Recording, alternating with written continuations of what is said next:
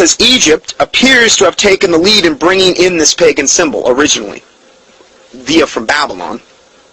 The first form of that, which is called the Christian cross, found on the Christian monuments, is the unequivocal pagan tau, or the Egyptian sign of life, meaning the Ankh cross. The design of its first employment on their sepulchres, meaning tombs, therefore could have no reference to the crucifixion, because it was way before the crucifixion of Jesus Christ. But it was simply the result of the attachment to old and long cherished pagan symbols. See how we've been lied to? Pretty much an eye-opener. And we're just getting started. This and this only is the origin of the worship of the cross. The origin. Babylonian mystery religions into Egypt, into the amalgamation, into the other pagan religions, right up to what we have today.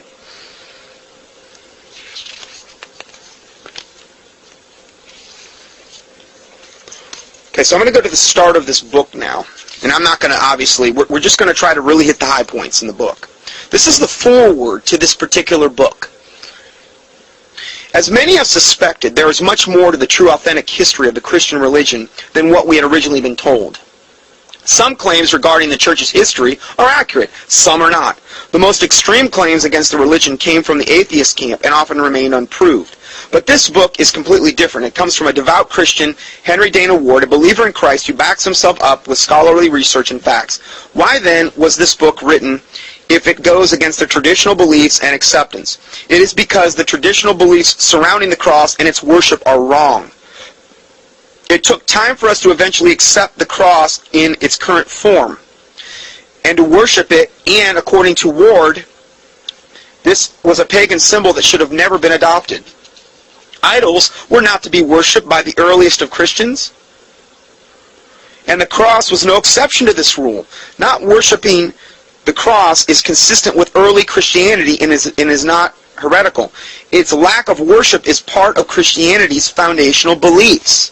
In other words, the apostles weren't doing it, and Jesus Christ sure never said to do it. Was he up on the cross and saying, oh, worship the cross? He wasn't up there saying this. The apostles never emphasized it. Where did it come from? The devil? Revering the cross is based on lies, deception, and ignorance. Ward shows how the lies began, who spread them, how and why they did it. A long line of characters were involved in the spread of information. Now, I'm going to mention some names here that are going to really ruffle some feathers. Now, I'm not saying all the peoples of the names I'm mentioning, they're all bad.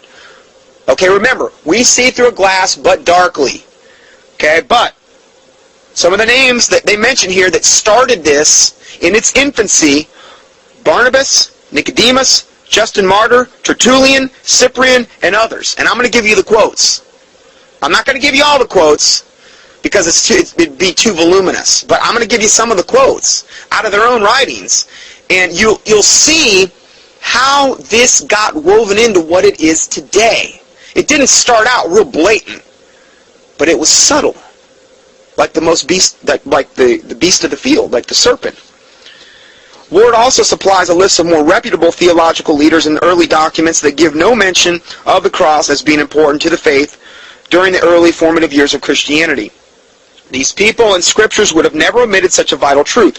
If it existed, worship of the cross truly had no place in the original Christianity. The symbol itself does not appear in the catacombs under the city of Rome until about the 4th century. What does that tell you? It didn't even appear in the catacombs under Rome until about the 4th century. Was this all of a sudden some new revelation Jesus Christ gave in the 4th century via the Catholic Church? I don't think so. Nor does Christ actually appear on the cross until the 6th century. See, it didn't start out with Jesus Christ just being on the cross right away. It wasn't like that. It was a progression. According to Ward, Jesus was not hung on something that necessarily even looked like a cross. And that may be true. There's a lot of battling on was it a cross? Was it purely a stauros, which is where we derive the word cross from in the Bible, which could be a peg. Okay, I'm not going to really major on that issue today because to me, in a way, that's a little bit irrelevant. We're not to worship anything like this. Okay? That's the bottom line. Okay, we could sit here and dwell on, oh, it was this and it was a mistrans, or whatever, I'm not going to dwell on that, because to me that's not the relevant part. The bigger issue is should we be revering the instrument of Jesus' death? Should we be putting it in some high and lofty position that is to be worshipped and adored? That's the issue to me. Okay, so let's boil it down more to that. That's what I'm trying to do here with this study. Based on this actual language use, nothing was ever said about this. It was a singular pole or a tree of some sort, but the language says nothing of the cross. Okay, now remember, this is the foreword to this book that I'm reading. Certain pagans, however, who already accepted a cross within their beliefs, would be more inclined to embrace Christianity if a cross was suddenly adopted into it.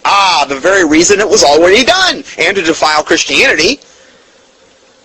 Adding a cross, as with other pagan ideals, created a far smoother transition, or crossing over, if you will, no pun intended, into the Christianity for pagans. And that wasn't my pun, it was their pun. But it supplied this transition from the pagans into pseudo-Christianity, the Catholic religion. And again, we've talked about all kinds of things where the Catholics did this. Why would this surprise you? It was rather convenient arrangement for those in power at the time, because Christianity had been struggling for its survival for centuries, and was making an effort to bring everyone together using pagan ideas. Xmas, for example, was not the birthday of Jesus. Any good religious scholar will confirm that December 25th was the birthday of the sun god. He's calling him Mithras. You can also call him Tammuz. There's all kind of different names for him. It's like Baskin Robbins, 52 flavors. You got all kind of different names for all these different pagan deities. Scholars generally believe that Jesus was instead born sometime around in April. He's saying April. I've heard more likely September, late September, early October. Again,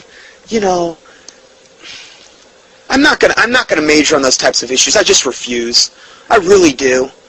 I'm not gonna major on minors and minors on me. To me, this is a major issue, because this is, hey, crosses are on top of just about, or are on the buildings or the facades of almost every single church there is.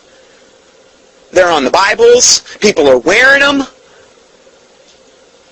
That's just the beginning. What might you be doing to yourself if you're putting a cursed object on your body?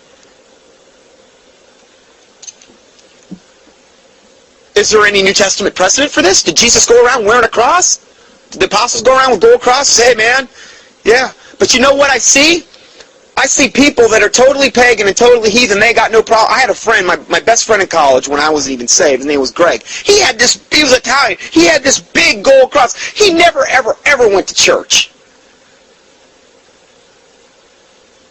He was ungodly. So was I at the time. He had this big, gaudy gold cross. He was Italian. He had no problem wearing it. He wear it in the nightclubs and stuff. Why, if that thing was so holy, why did he have no problem wearing it? What did it make? Did it give him maybe a little dose of bro-cream religion? A little dabble do ya? I don't know. Maybe he felt like a good Catholic? I never saw him even go to anything. Well, that's the case with a lot of people. They wear crosses. Crucifixes with Jesus Christ on the cross. What an abomination. If we go further with this, it says, one of the early factors in worshiping the cross was the claim that Constantine's mother, Helena, visited the Holy Land when she was 78 and dug up 3 crosses at the Temple of Venus. Did you hear about this? This is unbelievable. Listen to this. Now I'm not just making this stuff up. This is early Catholic Church history we're talking about here. Helena, who was Constantine's mother, remember Constantine, basically the one that started the whole amalgamation of paganism and Christianity together to form the Catholic Church, 318, whole Council of Nicaea thing? Okay, well, this was his mother. when she was 78 years old, she dug up 3 crosses at the Temple of Venus. Oh, that's a place where I want to be, the Temple of Venus. Venus.